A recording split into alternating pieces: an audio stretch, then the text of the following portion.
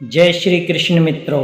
श्री कृष्ण कहते हैं धैर्य रखो, रो मत, दुख की घड़ी से निकलना सीखो, क्योंकि हर तूफान के बाद ही सूरज चमकता है, हर अंधेरी रात के बाद ही सुबह होती है और हर टूटे हुए इंसान के भीतर ही वो शक्ति छिपी होती है जो एक दिन संसार को बदल देती है।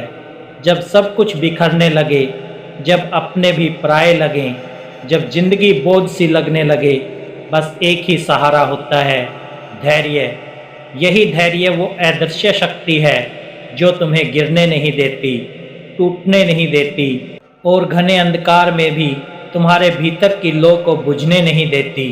इसलिए मेरा आपसे हाथ जोड़कर निवेदन है, कृपया इस वीडियो को अंत तक जरूर सुनिए। अगर दिल के किसी कोने में कुछ भी स्पर्श हो तो सच्चे दिल से कमेंट में जय श्री कृष्णा जरूर लिखिए।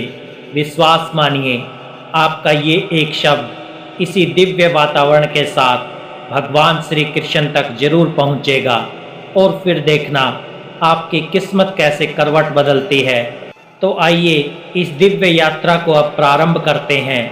एक ऐसी रात थी जब सब कुछ उजड़ चुका था। हस्तिनापुर की सभा में धर्म की चित्कार गूंज रही थी। द्रौपदी के केस खुल चुके थे।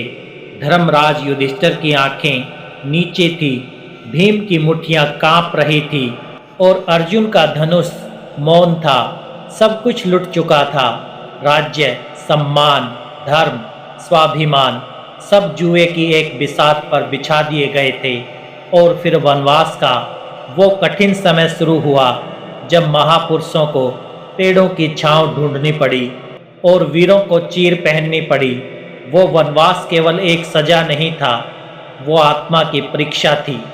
भीम बार बार कहता, भैया मुझसे अब और नहीं सहा जाता, मैं इसी वक्त जाकर दुर्योधन का वध कर दूं। अर्जुन कहता, हे कृष्ण, मेरा गांडीव शांत नहीं रह सकता, ये अपमान अब और नहीं सहा जाता। लेकिन श्री कृष्ण सिर्फ मुस्कुराते थे।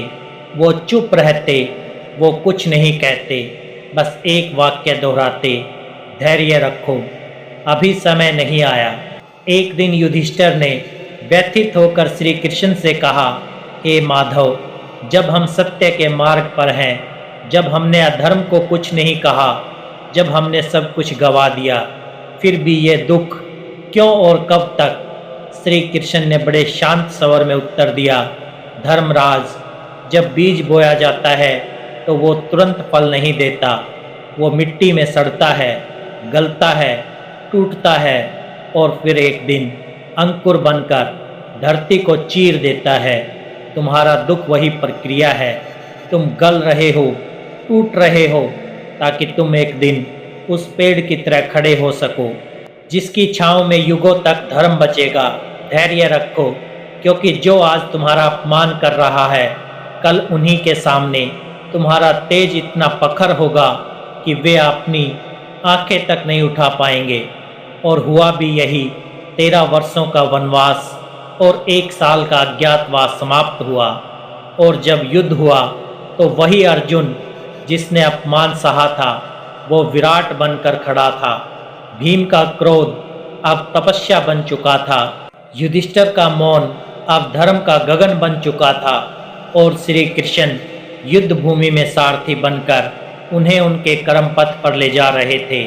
और उस युद्ध के बाद ना दुर्योधन रहा, ना दुशासन रहा, तो केवल वो गाथा जिसने सिखाया कि जिसने दुख में भी धैर्य रखा, उसी ने अंत में विजय पाई। जिसने रोने की बजाय मौन में श्री कृष्ण को पुकारा, वही उनके रथ पर चढ़ा। तो आज तुम्हारा जीवन भी यदि किसी वनवास से गुजर रहा है, यदि तुम्हारा आत्मसम्मान किसी सभा में चीर दिया गया है, तो याद रखो, धैर्य रखो, रो मत, क्योंकि अगर तुम श्री कृष्ण के मार्ग पर हो तो देर हो सकती है, लेकिन अंधेर नहीं। जब जीवन तुम्हें घेर लेता है और हर ओर से पीड़ा बरसती है, तब सबसे कठिन होता है अपने ही मन को संभालना। कोई बाहर से आकर तुम्हें नहीं बचा सकता, बस तुम्हारे भीतर बैठा ईश्वर ही तुम्हारा रक्षक बनता है। और उस क्षण जब तुम पूरी तरह टूटने ही वाले होते हो, तभी श्री कृष्ण कहते हैं, जिस दुख ने तुम्हें झुका दिया वही तुम्हें झुकाकर मुझे साक्षात देखने का अवसर दे रहा है। ये मत सोचो कि तुम क्यों रो रहे हो, ये सोचो कि अब तुम्हें कहाँ जाना है। दुख की सबसे बड़ी साजिश यही होती है कि वो तुम्हें विश्वास से दूर कर देता है, और श्री कृष्ण की सबसे बड़ी कृपा यही होती है कि वो तुम्हें उस अंधेरे से बाहर खींच लेते हैं। लेकिन ये तभी होता है जब तुम अपने भीतर की आवाज़ को सुनने लगते हो। जब हर रास्ता बंद हो जाए, जब कोई भी उम्मीद ना बचे, तो वहीं से नई यात्रा शुरू होती है, क्योंकि जहाँ सांस टूटने लगे वहाँ से श्वास का असली अर्थ शुरू होता है। श्री कृष्ण ने कभी ये नहीं कहा कि जीवन सरल होगा, पर उन्होंने ये जरूर कहा, यदि तुम धैर्य के साथ चल सको तो मैं तुम्हारे साथ हर पग पर चलूँगा। मैं तुम्हारे कंधे पर हाथ रखूँगा और तुम थकोगे नहीं। कभी ध्यान से देखना, जब तुम बिल्कुल अकेले होते हो, कोई साथ नहीं होता, और फिर भी कोई अदृश्य शक्ति तुम्हें फिर से उठाकर खड़ा कर देती है, तो समझ जाना वो श्री कृष्ण का ही स्पर्श होता है। धैर्य एक शक्ति है, ये वो मंत्र है जिसे इसने समझ लिया, उसने जीवन की हर हार को जीत में बदल दिया। जो धैर्य से जीता उसे कोई युद्ध हरा नहीं सकता, जो धैर्य से रुका उसे कोई आंधी उड़ा नहीं सकती, और जो धैर्य से रोया उसे कोई अंधकार सदा के लिए निगल नहीं सकता। श्री कृष्ण कहते हैं, हे प्रिय आत्मा, यदि तू अपने भीतर मुझे अनुभव कर सका तो तुझे कोई शक्ति तोड़ नहीं सकती। तू अजर है, अमर है, और तेरा ये संघर्ष तुझे शुद्ध कर रहा है। इसलिए रो मत, ये आंसू तेरे हथियार नहीं है, तेरी तपस्या है। धैर्य रख, क्योंकि तू अकेला नहीं है। हर आंसू के साथ मैं बहता हूँ, हर धड़कन के साथ मैं बोलता हूँ, और जब तू टूटता है तो मैं तुझे फिर से संजोता हूँ। अब भी कहोगे कि तुम अकेले हो, अब भी कहोगे कि कोई नहीं समझता तुम्हारा दर्द। श्री कृष्ण कहते हैं, मैं समझता हूँ, क्योंकि जब तुम रोते हो मैं मौन होकर तुम्हारे साथ बैठता हूँ, और जब तुम मुस्कुराते हो मैं भीतर से खिल उठता हूँ। इसलिए धैर्य रखो, क्योंकि अब जीवन मोड़ लेने वाला है। धैर्य रख, रो मत, क्योंकि तुम्हारा रोना तुम्हारी कमजोरी नहीं, तुम्हारी गहराई दिखाता है। लेकिन उस गहराई में डूबकर खुद को खो देना यही हार है। याद रखो, जितनी लंबी रात होती है सुबह उतनी ही सुनहरी होती है। आज जो दर्द तुम्हें भीतर से झकझोर रहा है, वही दर्द कल तुम्हें सबसे मजबूत बना देगा। ये जो दुख की घड़ी है, ये तुम्हारे जीवन की सबसे बड़ी परीक्षा है, और ये परीक्षा उसी की होती है जिसमें कुछ करने की क्षमता होती है।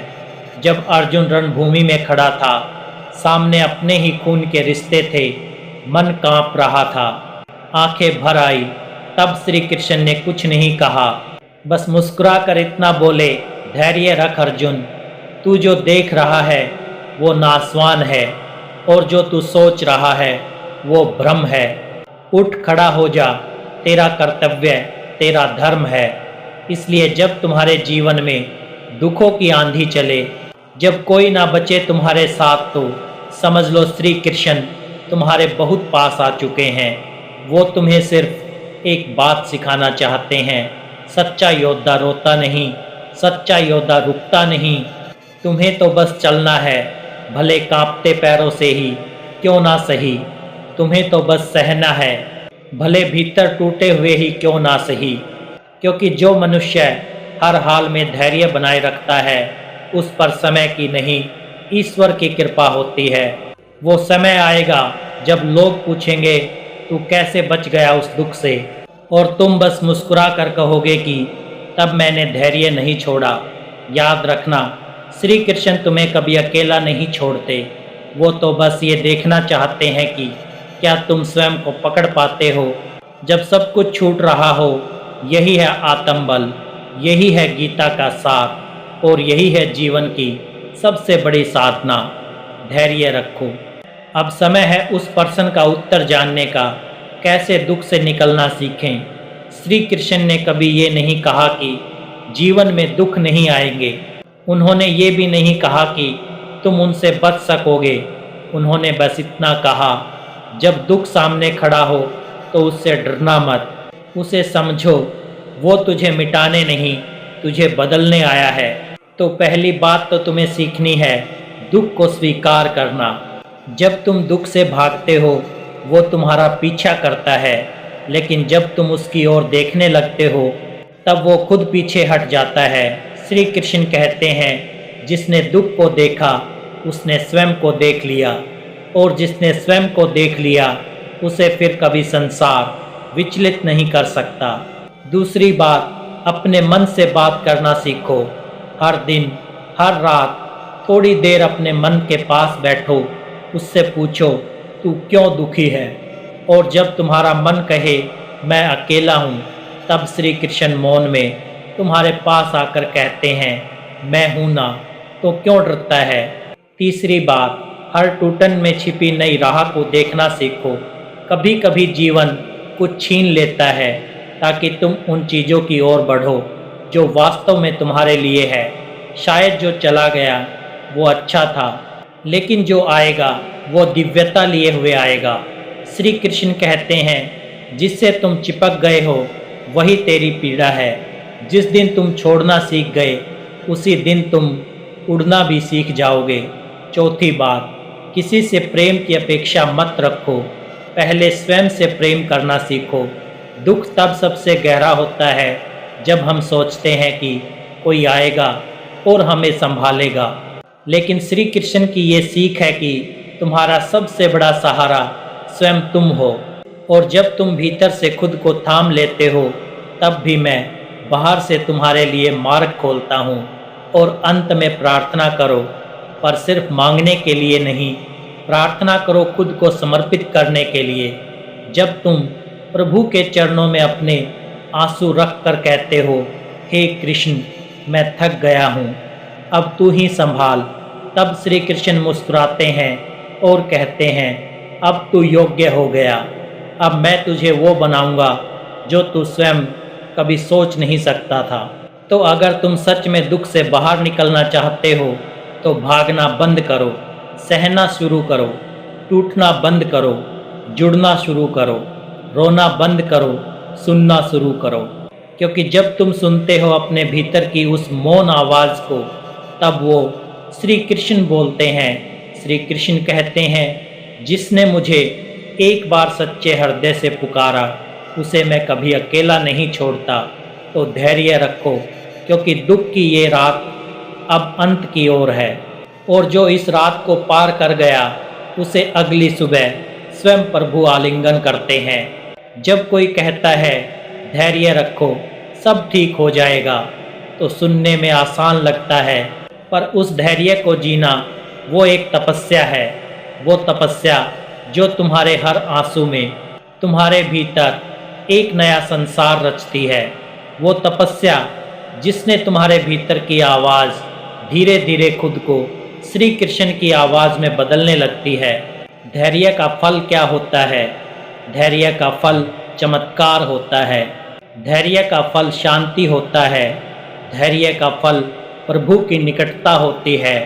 और सबसे बड़ा फल होता है एक ऐसा आत्मविश्वास जो समय और संसार किसी से डगमगाता नहीं। श्री कृष्ण कभी जल्दी नहीं करते, वो प्रतीक्षा करते हैं कि उनका भक्त कब उस मुकाम पर पहुँचे जहाँ वो कहे, हे प्रभु अब जो तू करेगा वही ठीक है। और उस दिन से जीवन में चमत्कार शुरू होते हैं। वो नौकरी जो मिलती नहीं थी किसी अदृश्य योग से आपके नाम हो जाती है। वो रिश्ता जो छूट गया था किसी नई समझदारी के साथ फिर लौट आता है। वो जीवन जो बिखरा पड़ा था धीरे धीरे अपने आप संवरने लगता है, और आप सोचते हैं ये सब कैसे हो गया। तब भीतर से एक धीमी सी मुस्कान उठती है और श्री कृष्ण धैर्य से कहते हैं, तेरा धैर्य रंग लाया है, अब मैं तेरा जीवन खुद संभाल लूँगा। यही तो है श्री कृष्ण की लीला। वो कभी शोर में नहीं आते, वो हमेशा मौन में उतरते हैं और तुम्हारे जीवन की सबसे टूटी हुई जगहों को अपने करुणामय हाथों से जोड़ते हैं। तो अगर तुम आज किसी दुख में हो, किसी अकेलेपन में हो, किसी ऐसे मोड़ पर हो जहाँ कुछ भी समझ नहीं आता, तो सिर्फ एक बात याद रखो, धैर्य रखो, रो मत। ये जो टूट रहा है ये तुम्हें संवारने के लिए हो रहा है। ये जो छिन रहा है ये तुम्हें मुक्त करने के लिए हो रहा है।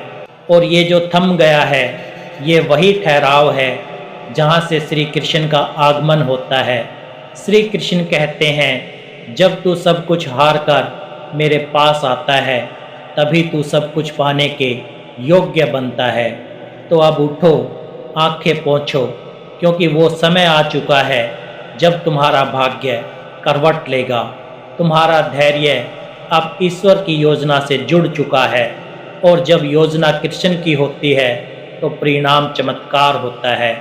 और अब यदि इस पूरी यात्रा ने आपके अंतर्मन को छुआ हो, यदि श्री कृष्ण की ये मधुर वाणी आपके भीतर कहीं भी उतर गई हो, तो एक पल रुककर अपने दोनों हाथ जोड़िए, आंखें बंद कीजिए और मन ही मन बस इतना कहिए, हे कृष्ण, अब तू ही मेरा मार्ग है, मैं तुझ में समर्पित हूँ।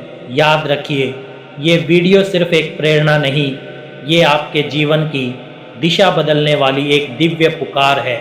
इसलिए मेरा आपसे निवेदन है, इस वीडियो को अपने जीवन का हिस्सा बनाइए, इसे उन सभी तक पहुंचाइए जो आज टूटे हुए हैं, थके हुए हैं, खो गए हैं, क्योंकि शायद श्री कृष्ण उनके पास आपके ही माध्यम से पहुंचना चाहते हों। अगर आपके हृदय में इस वाणी ने स्पर्श किया हो तो कमेंट में जय श्री कृष्णा जरूर लिखिए।